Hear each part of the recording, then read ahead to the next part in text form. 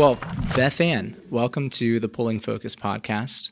Really excited to have you here. I'd love to just get a quick intro of your name and title, and then we can jump into it. I'm really, really excited to be here and to talk with you.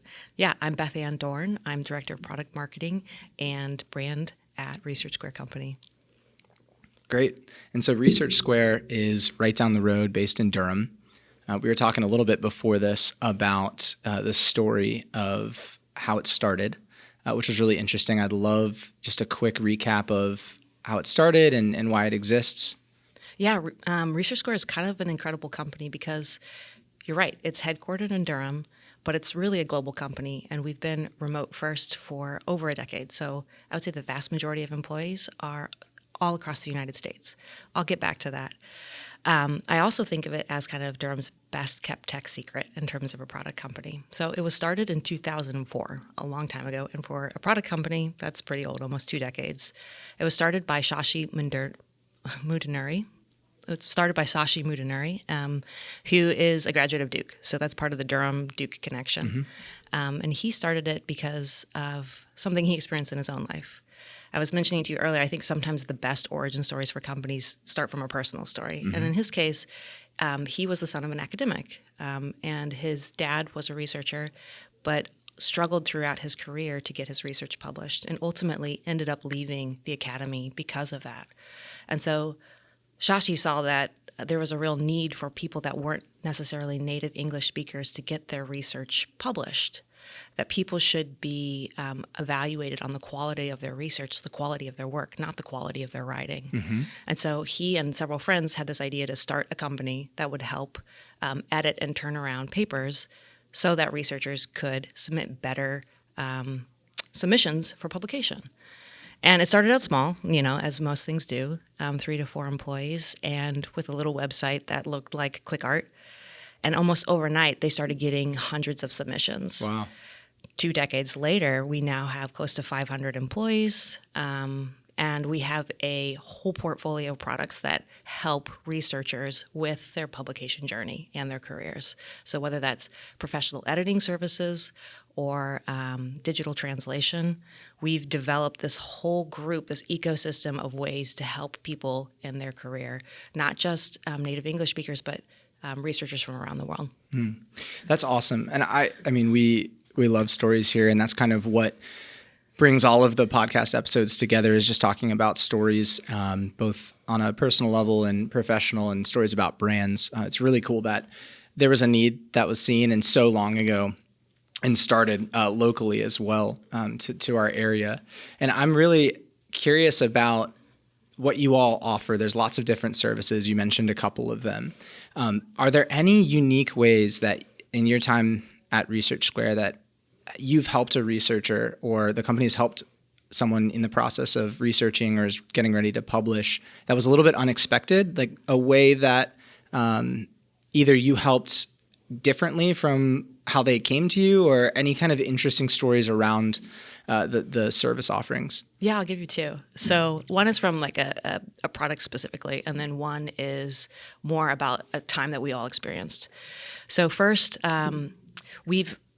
over the years, we've had literally thousands of people submit their manuscripts to us for professional editing on over 2,000 areas of study. So, fields of research that I've never even heard of. What's great is that we employ PhDs in those fields that are really, really experts and know not only standards to which to edit, but also the nitty-gritty about each of those fields. And so we've developed really great professional services, but with that, a data set that has helped us develop AI-powered digital translation as well. And so in 2020, we released a digital translation tool that has significantly impacted publishing outcomes for a number of our customers. So we did this in a trial last year just to see specifically like how much this would help.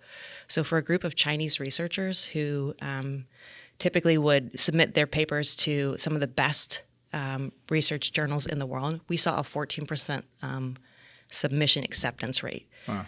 Doesn't seem like that much, but if you think about hundreds of papers, this is really, really significant that previously they would never have been read. So just with one product over a short period of time, we've seen people that have previously not been published be able to be published. Wow. So that's one thing. But the other thing I was thinking about with in terms of a period of time that we all kind of experienced. So Research Square has two divisions. We have AJE, American Journal Experts. This is our professional services branch that also has this digital editing tool. But we also have Research Square platform. Research Square being this idea of a place where people can share their research early ahead of publication so that they can get feedback on it.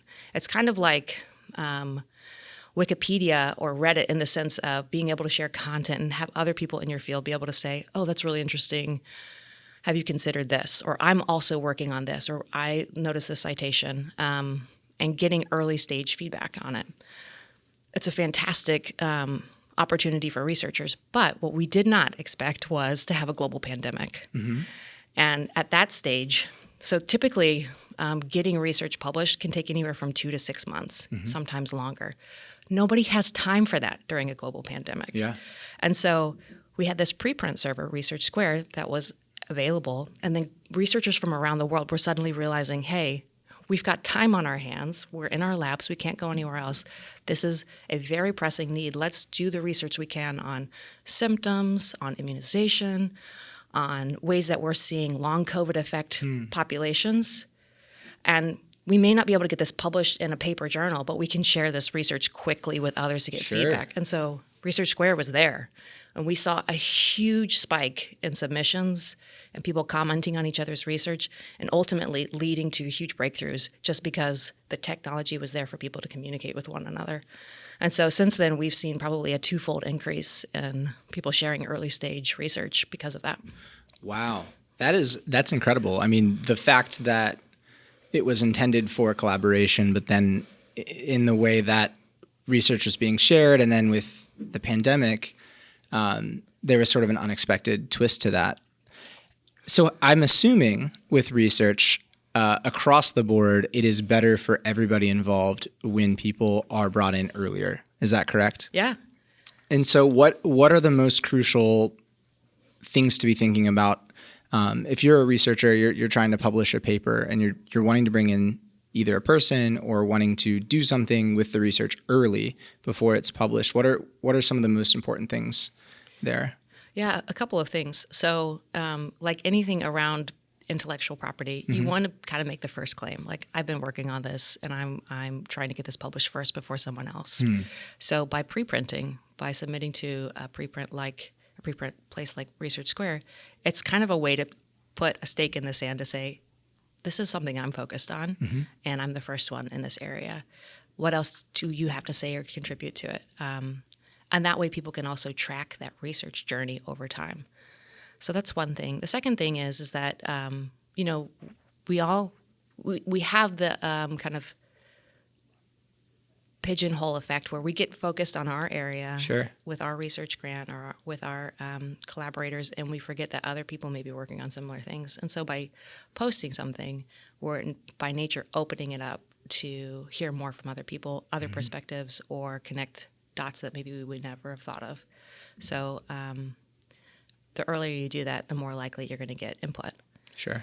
Are people ever nervous to share? Like, I know being in like a creative myself, I get really insecure about things in early stages. Like if I was writing a song and like the song was not quite finished or what have you, I probably wouldn't share it. Do you ever get, like, is that a roadblock or like a hurdle that you have to overcome with the audiences sharing it early? One thing that we hear often from researchers is that they're concerned that by sharing it in an unofficial way, right, by sort of self-publishing it on Research Square or on a preprint server, that they will be denied the ability to publish it later. That a journal will see, like, this is already published, so we won't publish it again. By and large, that's not true. It's an old kind of story that's been told in research communities. Research publication has changed a ton in the last 20 years, and so that's no longer the case. But there's still concern around it. And so sometimes what we'll see is that people will have their research shared, and then they'll ask to have it taken down. And then we kind of get to educate them on the power of being able to share it with other people early, and that it won't actually impact their ability to be published. That makes sense. Yeah. That makes sense. Yeah. So let's transition a little bit to talk about you. I know you have a background in a few things, one being on the product side, but on the agency side of product. Tell me a little bit about how you got to this point, and I'm really interested to know about what it was with the Research Square story that was impactful or compelling enough for you to start working there. Yeah, I'll answer your question in kind of two parts. Sure. First, the product marketing part, that lens, and then Research Square and product marketing at Research Square. Over my career, without ever planning this, I've basically done everything within the marketing organization, from marketing operations to demand generation. I did SEO management and paid ad management for a long time, to event planning, to comms, to sales and account management. And so that has given me empathy for everybody else in marketing, a good understanding of what works and what doesn't work, and the ability to put together full marketing plans and strategies for products. On the sales side of things, so I've also worked, like you mentioned, in product. So understanding how an idea turns into actual software and all the pieces and parts and planning that have to take place to do that. And so on the product marketing side of on the product side of product marketing, I can plug in really easily with product teams and understand like what stage we're at when it comes to thinking about product roadmaps, what we need in terms of messaging and rollout and go-to-market strategy.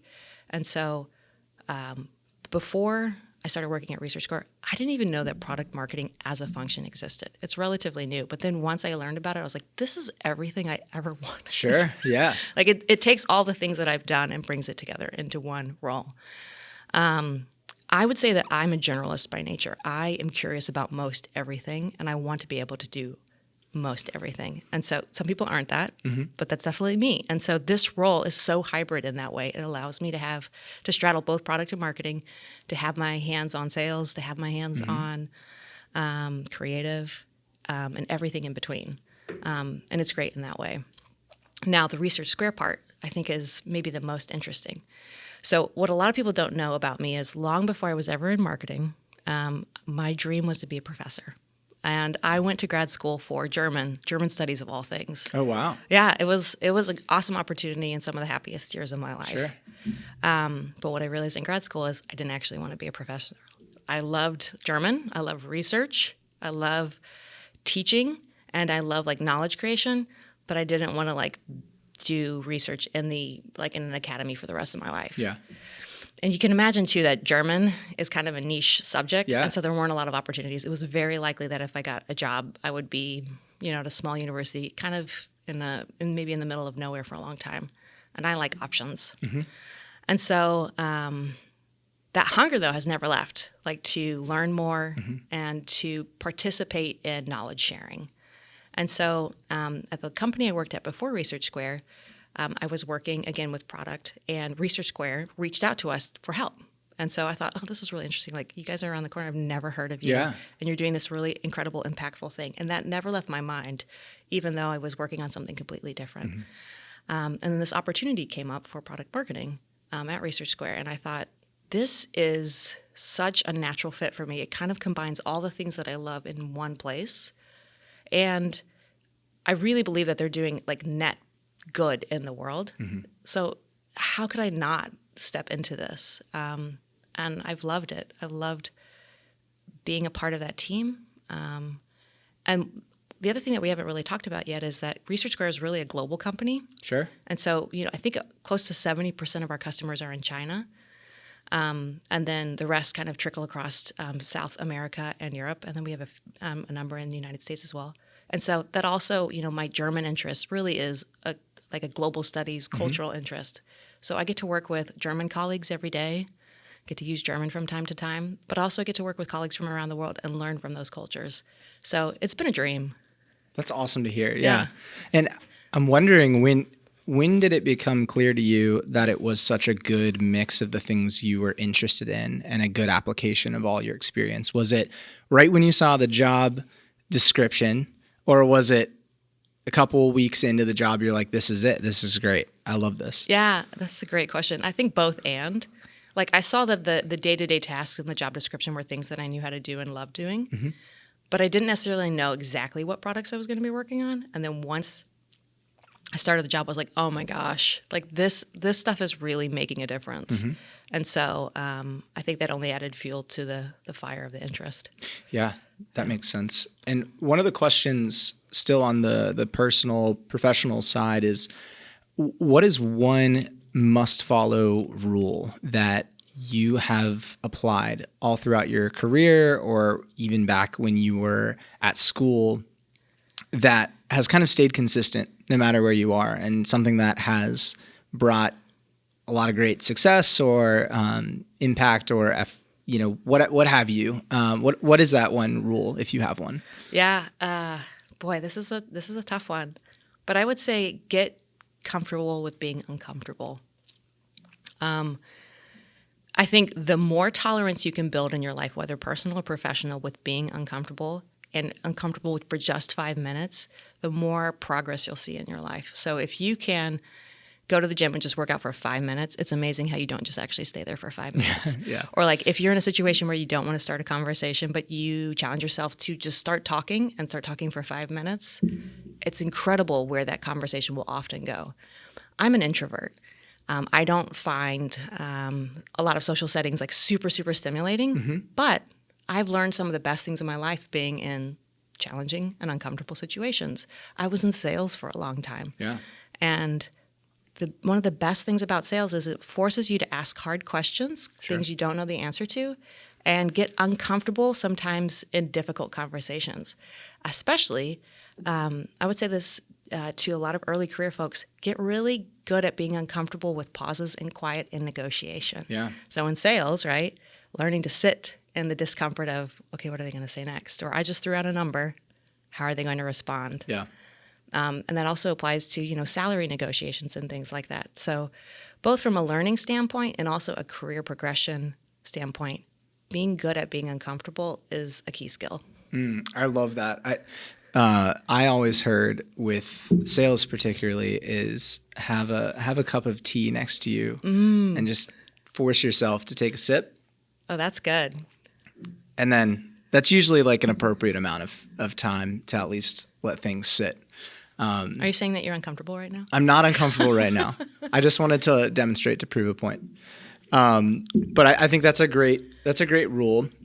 I'm wondering, this one might not apply, but when's a time that you have broken that rule?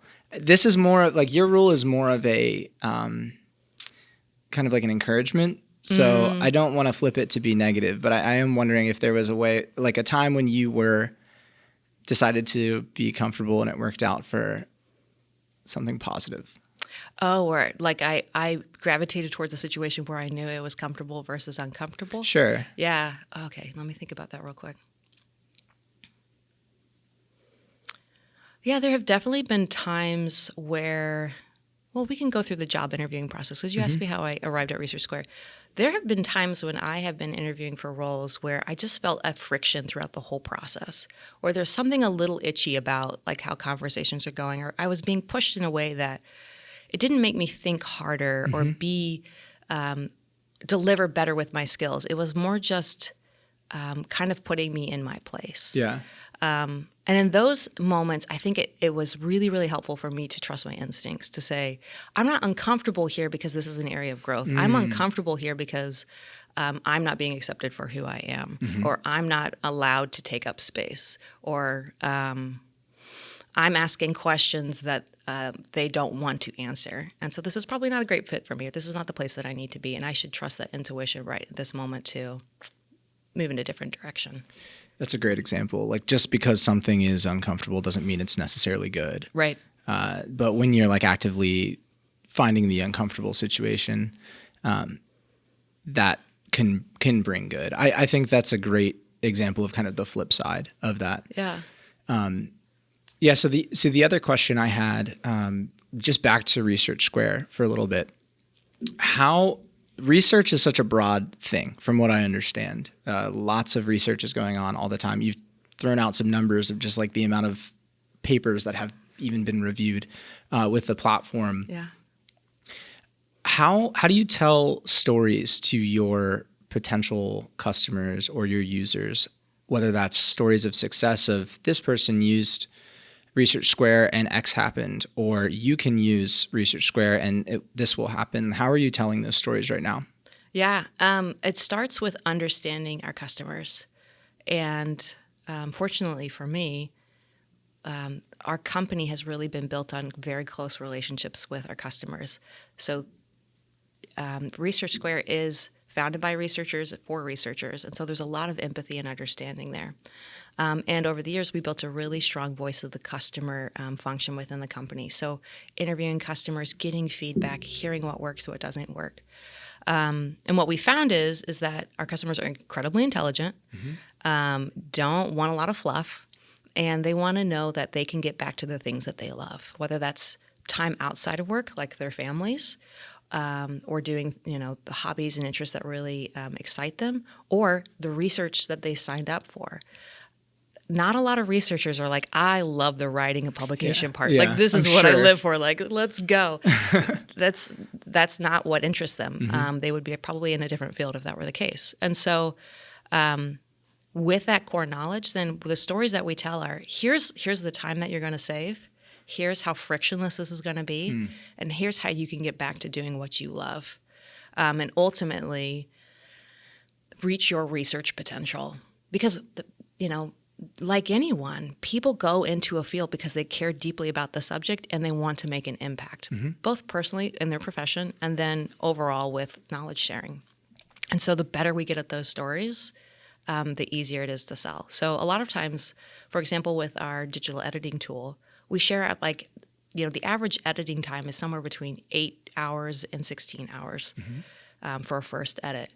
Think if you can click a button and get that back in 5 minutes at a high level of accuracy, based on, again, millions of edits on manuscripts with one of the largest data sets in the world for editing. Who wouldn't want to do that, right? Yeah. Like, you just saved yourself 8 hours to be able to do anything you want. And so those are the kinds of stories that we try to tell or share in short form, and they're really effective. Yeah, the stories that you tell as a brand that stem from listening to your customer are, from what I can tell, the most impactful ones. Yeah. And we had a guest recently who gave the advice of just listen to your customer. The question I asked him was like, what advice would you give to someone who's trying to grow something? Yeah. And he said, listen to your customer. What advice would you give to somebody on how to listen to your customer? So you talked about a lot of different things you heard. What if somebody doesn't have an avenue of, they have a product, but they don't have an avenue of how they interact with the customers? What advice would you give to somebody on how to listen? I would find the easiest way to do that for you and for the customer. So whether that is, if your product, has an email function, shooting them quickly a personalized email, hey, I'd love to know what works and what doesn't work. It doesn't have to be very long. Or use what you already have. So if you have customer service, for example, those are in contact with customers all day long. Well, what are you hearing? What are the kinds of challenges that are coming up? What are the things that they're praising? If you have social media, if you have any sort of content that's out there, like YouTube videos, what are the comments that are people leaving? Like, customers are often interested in sharing their opinions. Sometimes we're not interested in seeing their unfiltered, unvarnished opinions. And so look and see what's already there. And if that doesn't work, get in contact with them directly, again, via email, send out a form, put a chat area on your website where people can fill that out quickly. And then what I would do is collate that, summarize it, synthesize it, and say, these are the top 5 things that we're seeing, and here's how we can kind of shape stories or marketing with that, or improve our product to really meet their needs. Yeah, my mind flashed to the big brands on Twitter that have the bots that will respond anytime someone's name is mentioned. So it's like, you could just say AT&T and it'll be like, we're glad you're a customer. And it's never actually lines up with the person's saying. Like, right. Yeah. Yeah. But I think that's really good advice, is making it really easy too. And that really goes along with like the stories you're telling need to be approachable and need to really connect with the needs of the customer, and understanding what stories to tell stem from listening. And so I think that's a great piece of advice. And then with that, what other advice would you give somebody in your field, somebody just getting started, either on the product marketing side or marketing in general, or even on the, like at a, tangential research type company? Mm-hmm. What advice would you just give in general to somebody in a similar role? Yeah. I think the best product marketers have two core components: one, empathy, and two, curiosity, and protect those at all costs. Because this also, I think, applies for user experience as well. So people that are in that product space, the long-standing joke for user experience is like, I fight for the user, right? Like Tron. Product marketing is very similar. So the more you can protect that, where you are hearing from customers and delivering content and stories that are exactly what they're looking for, the better you'll do. The challenges, I think, over time is that you have tons of stakeholders, you have other people, you have business interests, right? You have your manager, you have your manager's manager that wants other things sometimes, Mm-hmm. and you have to protect that. It's not easy. And the other thing is sometimes things are going to get really frustrating, and it's easy to lose empathy for customers or for your colleagues or things like that. So building in breathing room in your day, building in breathing room in your career where you can take a step back and reflect on, we're all just people. We're all just trying to get things done. The customer just wants this to happen at a good price or in a certain timeline, and making sure that you are softening yourself to hear that again and again, and making Mm-hmm. sure that happens versus kind of, I'm busy, I'm frustrated, I'm just trying to make this happen before the end of the quarter or the week or the year, and forgetting that piece of there are other real people that are involved in the buying process or the marketing process or the product development process. Yeah, I like the concept of protecting that and building out space to remind yourself of the people you are trying to reach and serve. Yeah.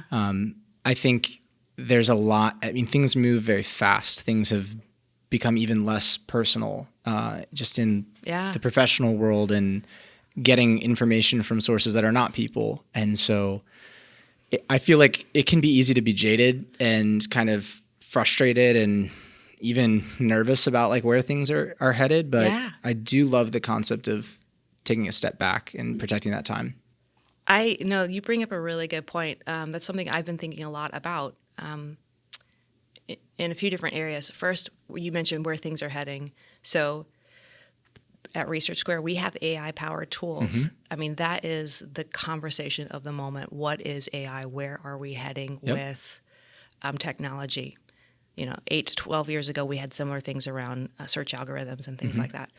And this podcast doesn't have all the time to talk about the implications of where AI is heading, but asking those questions and remembering that we always have a responsibility to people at the end of the day, whether that's the data that we're using, how they're interacting with our tools, what we're expecting of them.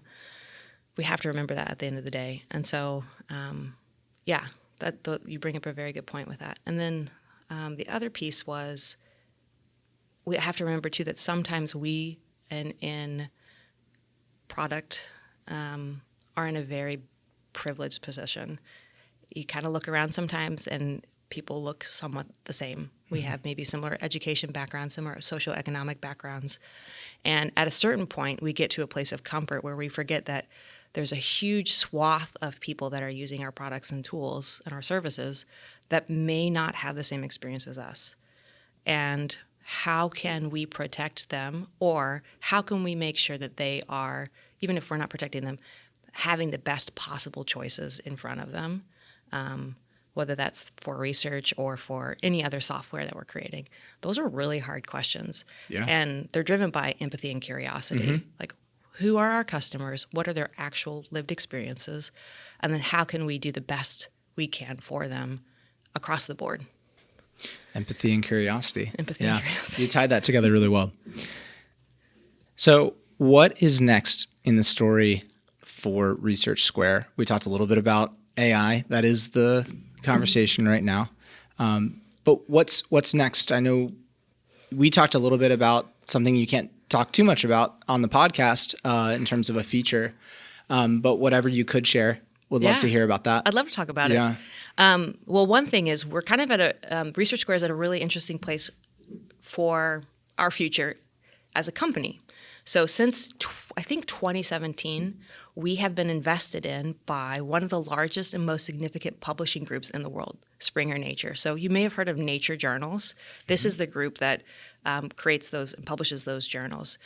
There's about 15,000 employees from around the world that have the best of the best research publications, scientists, educators that are employed by them. So they started investing in us in 2017, and just at the end of last year, we were fully acquired by them. So this gives us access to some of the best resources in terms of being able to work directly with institutions and with journals themselves to make sure that research publication goes really smoothly. That also means that we get to be part of a larger ecosystem of other tools. And so one of the pain points that we often hear in the research publication process is like editing is really hard. There are lots of people that are writing together, lots of different voices, and just managing a manuscript is like super annoying. Well, there are tools out there that make it easier where people can create an account, edit together, and get it ready for submission. And we are at Research Square working on a suite of tools, our scientific writing assistant, to help teams do just that. And so later this year, we're going to be launching a scientific research assistant that will help with digital translation across a number of languages, digital editing, submission readiness checks, so making sure that your paper is formatted in the right way, has the right citations, the titles there, like all of these little things that it's easy to forget, get taken care of. And bundling these things for like 1 to 2 click solutions that makes journal readiness super, super easy. So that's where we're heading. It's exciting. It's super exciting. And from a brand standpoint and from a product marketing standpoint, I'm loving this. We're testing out all of these different design concepts, names, visual styles. It's so fun. Yeah. Yeah. That really connects with your background as well. Yeah. With previous roles. That's exciting. If folks are listening to this and they want to learn a little bit more or get in touch with you, what is the best way to do that? Yeah, that's super simple. You can reach out to me directly. You can use my Research Square email, which is BethAnne.Dorn@ResearchSquare.com. Connect with me on LinkedIn or Research Square generally. So we have on our website a way to get in contact with just our customer success team. The other thing I would note, too, is that we're always hiring, and we have a ton of open positions right now. And on the product side, we have open positions as well. So if you're interested in furthering knowledge production, it's a great place to work. Awesome. Well, thank you so much for joining us on the Pulling Focus podcast. Yeah. It's been a great conversation, and wish you all the best with that new rollout this year as well. Thank you. This has been great.